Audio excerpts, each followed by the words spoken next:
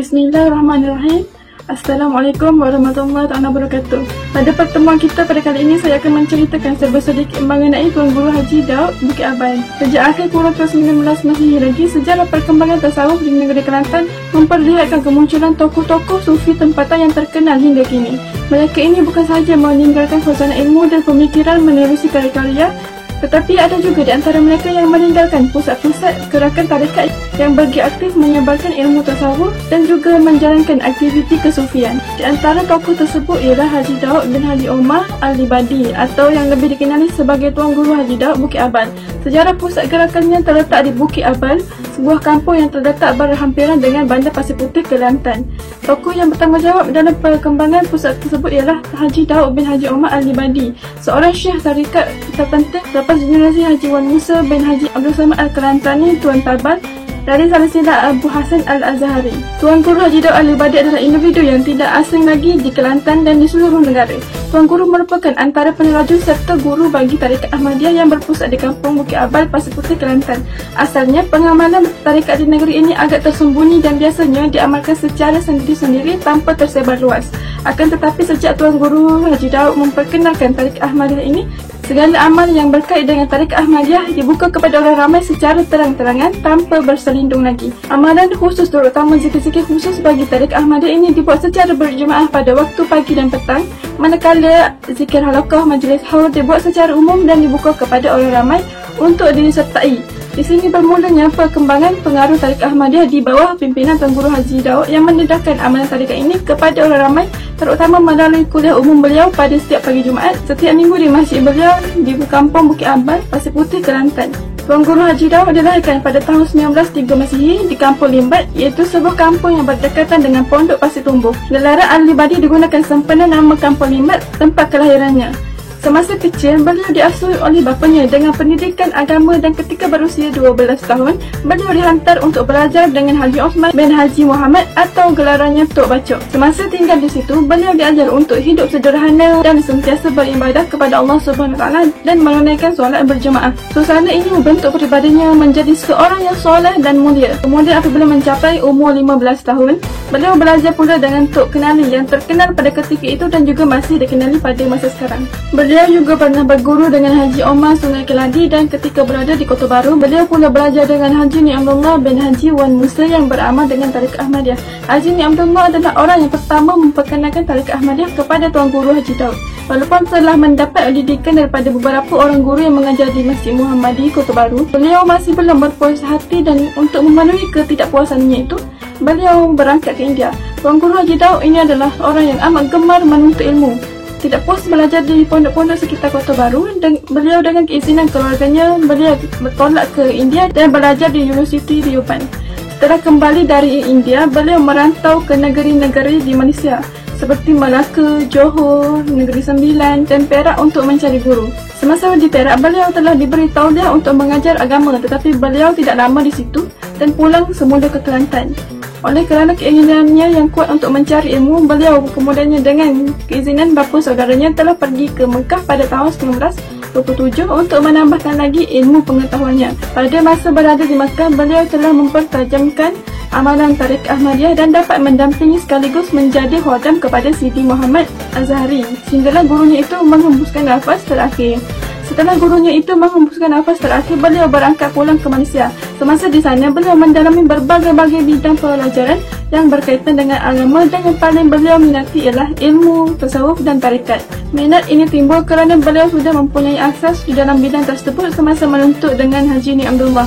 Oleh itu, beliau bukan setakat mempelajarinya sahaja, malah beliau juga telah menjadi ikhwan, iaitu ahli bagi tarikat Ahmadiyah yang dipelopori oleh Syekh Ahmad Ibn Idris. Tuan Guru Haji Daud kembali ke Kelantan setelah 8 tahun berada di Mekah, iaitu pada awal tahun 1941 dengan hasrat untuk mengembalikan kegemilangan pondok yang dibuka oleh Haji Wan Ahmad di Bukit Aban. Bapa mertuanya telah meninggal dunia dan pondok bapa mertuanya diamanahkan kepada Haji Abdullah, dan oleh kerana Haji Abdullah yang merupakan sepupu kepada Tuan Guru Haji Daud mahu menyambung pengajian ke India pada ketika itu, beliau telah mengambil alih menjaga pondok bapa mertuanya itu. Tuan Guru Haji Daud memberikan sumbangan dalam penyebaran ilmu di Kelantan.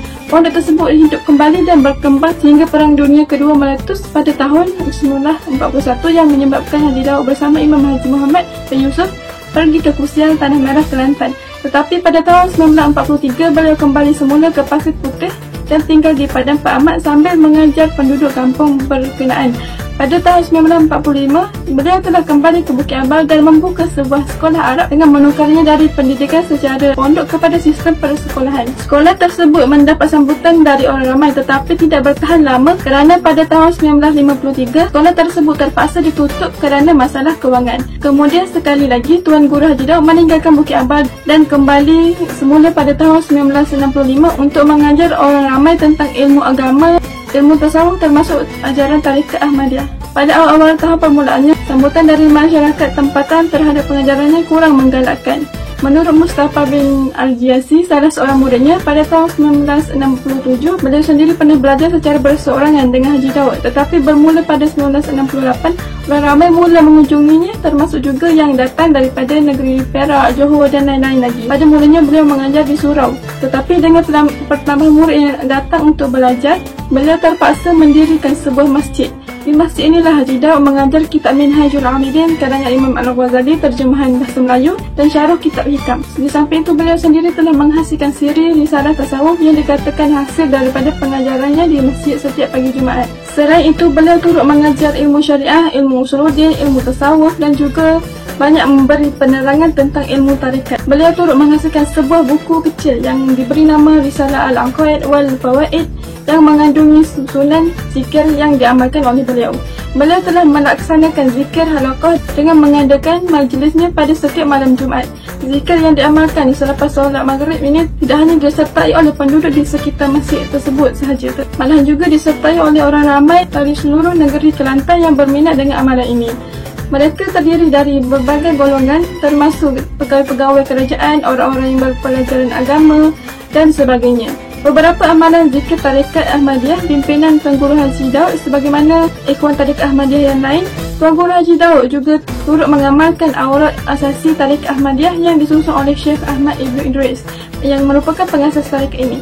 Zikir ini terdiri daripada 4 jenis, iaitu pertama sekali Fatihah Al-Aurat, kedua Tahlil, yang ketiga adalah Salawat Al-Azimiyah dan yang keempat adalah Istighfar Al-Kabir. Selain daripada zikir dan wirid asasi tersebut, Tuan Guru Haji Daud mempunyai himpunan zikir dan wirid tersendiri yang dikumpul dan disusun oleh beliau sendiri untuk diamalkan olehnya dan pengikut-pengikutnya. Zikir dan wirid ini perlu diamalkan setiap hari oleh mereka yang terdiri daripada wirid 700, Musabbat Al-Azhariyah dan Musabba'ah Asyarah. Kegemilangan Pondok Haji Daud Bukit Abal kekal hingga hari ini di bawah bimbingan keluarga Tuan Guru Haji Daud. Namun begitu, Tuan Guru Haji Daud sendiri tidak lama di pondok ini kerana pada tahun 1975 beliau kembali ke rahmatullah. Semasa itu Haji Muhammad Ridha merupakan anak sulung Tuan Guru Haji Daud yang ketika itu berusia 30 tahun telah mengambil alih kepimpinan Tarekat Ahmadiyah dan dikatakan bahawa pada 5 Jun 2018 beliau telah kembali ke rahmatullah. Zikir halaqah yang diperkenalkan oleh bapa beliau masih diteruskan selepas kematian bapanya itu, dan begitu juga dengan segala amalan yang lain. Baik, apa yang dapat dirumuskan berkenaan tokoh Sufi Kelantan yang terkenal pada tahun-tahun 70-an dahulu menunjukkan bahawa jasa Haji Daud bin Haji Omar Al-Libadi Bukit Abal atau juga dikenali sebagai Haji Daud Bukit ataupun Tok Guru Haji Daud adalah besar. Boleh dikatakan bahawa beliau adalah salah seorang yang bertanggungjawab mengembangkan tarekat Ahmadiyah di Kelantan, yang mana pusat kegiatannya masih kekal sehingga sekarang di samping terowongan lain yang dibuka oleh anak-anak muridnya. Amalan-amalan zikir yang diperkenalkannya kepada masyarakat masih juga diamalkan dan manfaatnya dikutip oleh generasi sekarang yang berminat dengan pemikiran dan amalan sufi ini. Sekian, terima kasih. Semoga bermanfaat.